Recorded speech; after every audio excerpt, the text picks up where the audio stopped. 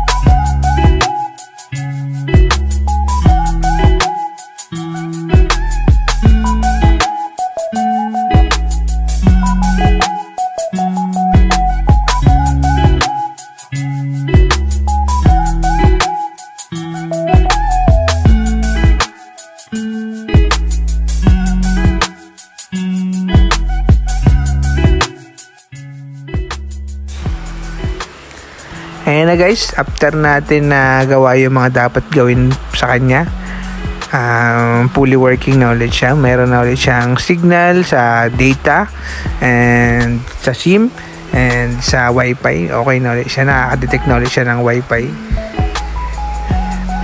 Ayan guys, pakita ko sa inyo. Ayan yung wifi niya. Ayan, nakaka-detect na siya ng maraming wifi, unlike kanina na wala siyang ma-detect na wifi. At ito naman yung kanyang modem firmware, lumabas na, kaya fully working na siya guys. Thank you guys sa inyong panonood. Kung nagustuhan mo ang video ito, paki-share naman and paki-follow ng ating page. Thank you, God bless.